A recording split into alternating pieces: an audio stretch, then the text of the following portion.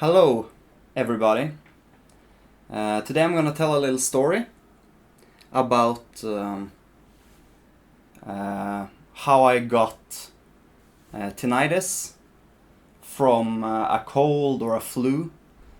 This happened 5 years ago in 2017, and the reason I tell this story is because I went through a lot of pain and anguish and suffering through this process, and some of it, not all, were due to basically lack of information, or what you might call it.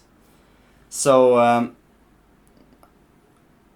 I'm hoping that in the future, if somebody is as unlucky as me and get this same affliction, that they will Google it, this video will pop up, and they can see my experiences and what happened to me, and that can maybe help them on their journey and lessen the pain. So first off, this is filmed in 2022. This happened 5 years ago during the summer. I was just lying in bed. I got either the cold or a flu, I don't know.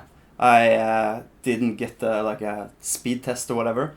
But anyways, I was just lying in bed trying to fall asleep. My sinuses were all stuffed up, and then suddenly I got like the noise of, when there's like water flowing in your ear canal, and it was like a water drop or something like fell into the bottom of the like and there was like a popping sound, and the minute that popping sound came, I started hearing a ringing, and this was in my left ear, and thankfully it's only on my one ear, but it popped up when I was lying in bed sideways, which was the way I normally sleep, and then it just started ringing, and it was like, the frequency is very similar to that of like an old television set, with like tube amps or whatever from the 60s, 70s, 80s, that make this high ringing sound that the parents can't hear, but when you're a child you can hear it. So it's the same frequency as that, and it's in my left ear. And when this happened, I was like really distraught. I didn't know what to do. I called my sister, who's a doctor, and like asked her what to do, and I tried Googling it, and everybody was like, if you get it from a cold or a flu, it might disappear by itself, it might not. It was really no helpful info at all, because I was really afraid that like my hearing was completely like damaged, and I started Googling and crisis maximization, looking for ways how to get it better, how to remove it. Like, I became very like anxious, and it was like I couldn't relax. I was just focusing on the noise. I was just like really hoping, and it said like in 1 week usually it goes away, in 2 weeks it usually goes away, and then I just waited and waited. It did go away, and it was like I just like couldn't relax because the ringing was always there, and I couldn't like not focus on it, because it's like when you legitimately think that something is dangerous to you, you like constantly focus on it, and which really like really messes with your like appreciation for normal everyday living. And so that was like the first step, just like panic combined with hope that it would all go away. And then I read somewhere that if you use a nose spray, it will ease up the sinuses and can help it go away. So then I started doing like a lot of this like nose spray that you could get in the normal shopping store in Norway, and just like using that all the time in hope that it would make the ringing go away. It didn't, but I turned into quite like a tinnitus, nose spray junkie. I was like doing it the maximum amount of times you could, like fuck, maybe this time is the time that I will get the ringing to disappear. And like, since the ringing didn't disappear and I was hearing it all the time, like the thoughts start spinning in your head. You're trying to like try to understand what is going on with your ears. Are your ears broken forever? And at this point, I've been working as a sound engineer for like 4 years, and I also played in a band for at least 3 years. And so I was regularly listening to loud music, and I also like read myself up on hearing damage and things like that.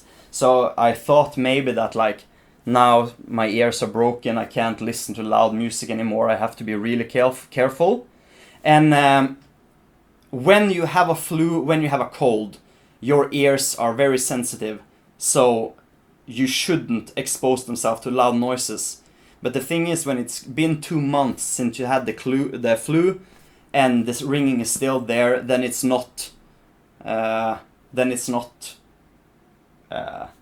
your ears are actually just back to normal, and you just kind of have to accept that the sound is there. I didn't do that, however. I have this like earbuds, or what you call it, hearing aids that are like shaped for my ear. So I started like using them a lot, like for all kinds of activities that really isn't loud. Like for instance, stacking dishes. Like if you smack plates against each other, to make like a loud noise. And I was like, oh, maybe that is part is like ruining my ears. And I became like really like, in retrospect, like in the moment I thought I was really logical and doing like, I was just protecting myself, doing the due diligence. But looking back, I was like, that's very like anxious coping mechanism territory. And I started like, when you walk past the tram or whatever, they adjust the shocks and it makes this like really loud sound. And I became like afraid that could ruin my ears. Like when filling air compressors on tires, I became afraid that would be damage my ears, because compressed air is really bad for your ears. The braking of like a train when you're on the platform. So like everything, it started like spiraling out of control. I thought that everything could possibly ruin my ears. And this like lasted for over 1 year. I didn't go to any doctor or anything. I just like, ramping up my coping mechanisms and trying to control my environment. And the thing that is interesting that I didn't know, but that I knew in retrospect, was that there is a condition called hyperacusis, which means that like sounds bring you pain. And normally loud noises will bring you pain, but normal sounds will not. And the thing is, when you constantly avoid noises that are kind of loud, you have this barrier for where the pain starts, and it starts to shift. So the same way that like with other anxiety issues, avoidance makes things worse, it's the same with noises, that if you avoid the very loud noises, then suddenly it's a less loud noise will give you pain the next time. So this like ramps it up, and suddenly like just normal doors closing and opening, everything is like, you try to avoid the pain because it's like really, it's painful and you don't know what to do, and you're just trying to protect your ears, right?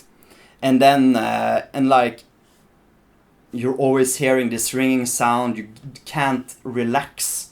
So it's like really, it's like cosmic torture. It's not something I would wish upon anyone.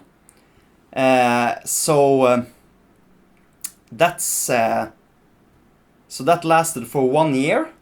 After 1 year, I went to the hearing doctor and just like explained the situation. And the first thing that happened was that I did a hearing test, And the hearing test showed that my hearing was perfect. I didn't have any hearing damage from, you know, playing loud music or anything like that.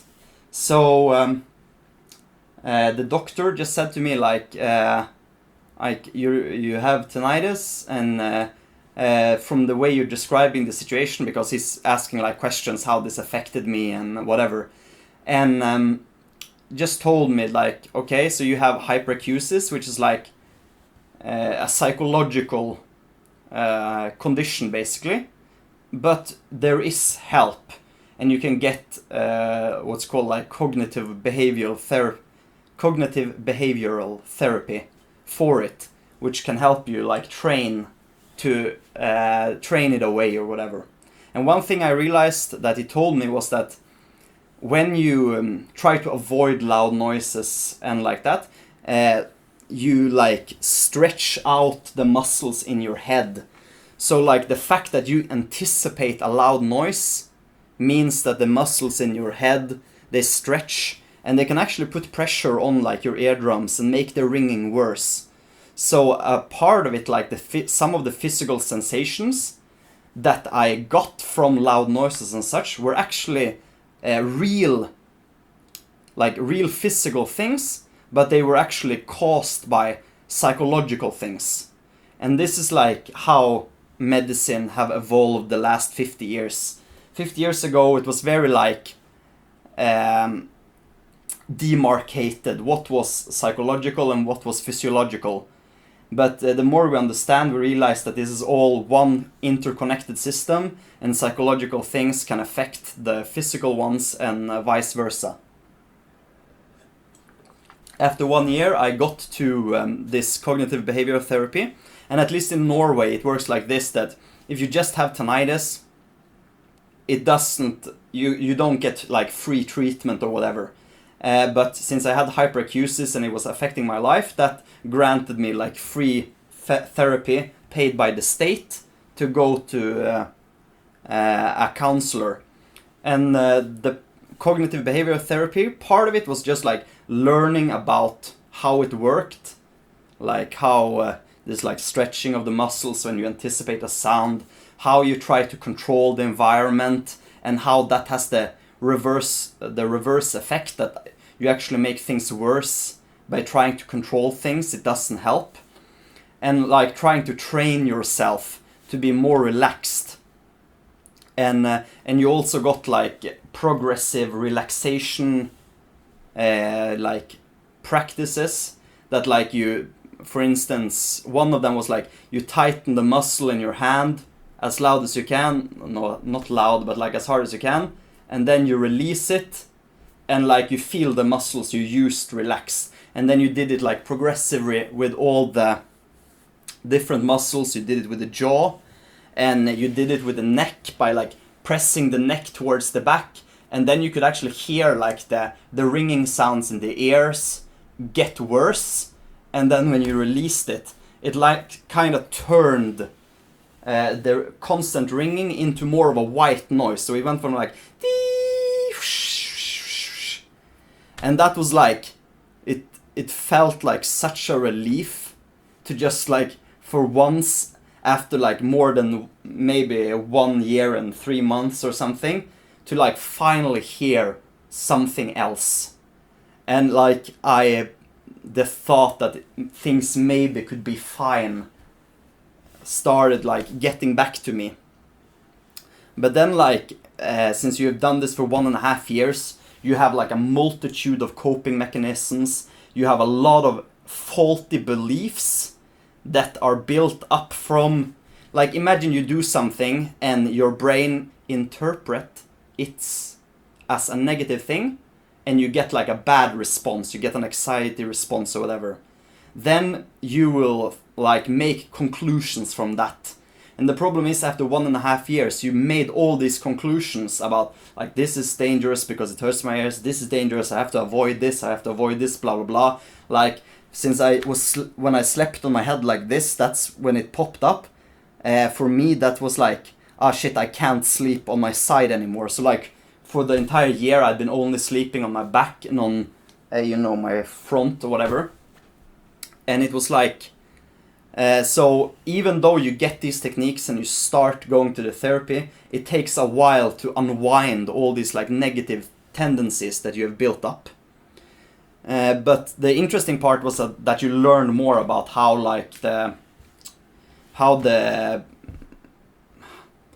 your brain and mind responds to fear, which was really interesting, and how it fucks with your perception of reality. Like it always like gains up how dangerous something is and distorts your view. The other thing is, like when you listen for something, when you pay attention to it, it's louder. So since I was always focusing on the ringing, I could always hear it. But when I started training more and started paying attention to other things, the volume was turned down. And like one of the last pieces of the puzzles was that I realized that my ears weren't destroyed and I could just like behave normal. And the interesting thing was that like for me until that point, like tinnitus had been like suffering. It was just like every time you were afraid, you couldn't relax, everything. But when you learn more, you can actually like decouple. You realize that the suffering and the anxiety is not a part of the ringing. Like the ringing is like just like a background noise, and it's only when you pay attention to it that you think that it's dangerous. It's only then that you become afraid and you get all these anxious signals. So the way it is now is like, if I listen to it, I can hear it, but it doesn't bring me pain in everyday life. I don't pay attention to it every day. It's like maybe once a week I hear the ringing, but since I know it's just like background noise, it's like a faulty check engine light or whatever. You don't pay attention to it, you just learn to accept it, and you go about your life and do other things. And so that's like the positive thing here, is that you can actually learn not to care. And the fact is that even if you may have the ringing forever, the suffering need not be forever. And you can actually train yourself not to suffer, which is like, I think it's hopeful to know that. And I hope if you are watching this and have tinnitus, know that you can get help and you can get treatment for this kind of thing, so you don't have to suffer. Because like I suffered needlessly for so long just because I didn't get proper coaching or information about how to do it. And so now it's been like over 5 years, and the ringing is still there, but I don't care about it. And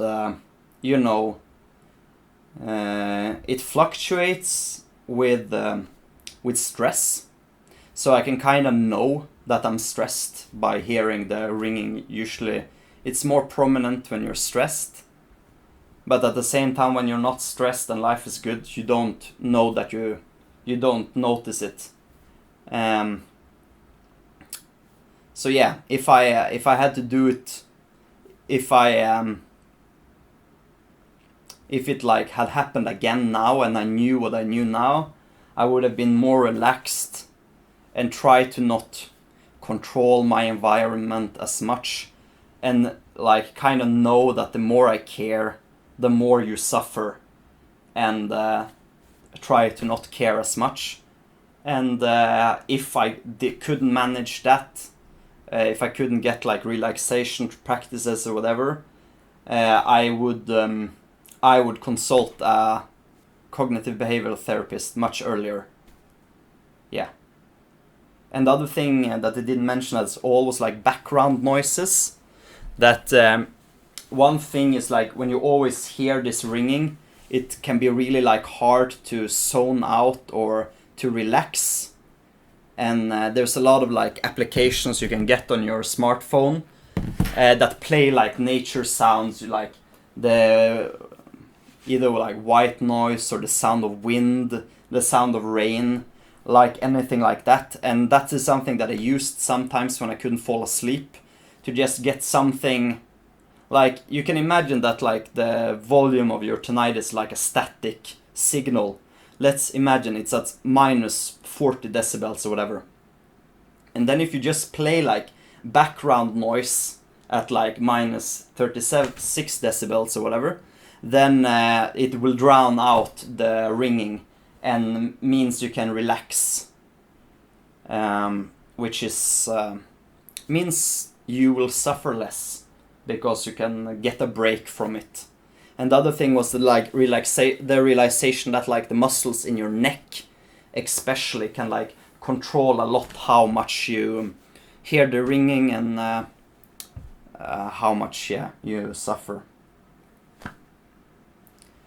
And this hyperacusis, it's not always just like loud noises and screeching noises and things like that, but other people can have it for like, a lot of people don't like, you know, the sound of people eating like chips, you know, there's like sound, and they can get like really like angry at their family members when eating dinner because they make like this slight noise. And like if you suffer from that, you can actually get treatment. There's no need to get angry at people over like just like normal sounds. It's actually like you don't need to take pride in the fact that you hate a certain noise if it brings you suffering. It's better to like train yourself not to suffer and then just have a chill life. That's at least my opinion. Of course, you're free to have your own. So hopefully this helped some of you if you watch this video and hear a ringing in your ear that you got. Like, because it felt so fucking unfair, you know? The fact that like, if you went to like a really loud concert and didn't take care of your ears and you get a ringing, you know? It feels like you did it to yourself. You actually did it to yourself. But like this felt like it's like God's punishment, because it happened to me while I was really like cared a lot about music and sound. I was working as a sound engineer. I was taking care of my ears. I was using protection, and still this happened. And it was hard to consolidate that fact with reality, even though I have done it now. So yeah, good luck to you. Anybody who's watching this and is suffering right now, you can send me a message if you're wondering about something and I'll try my best to help. Have a good day.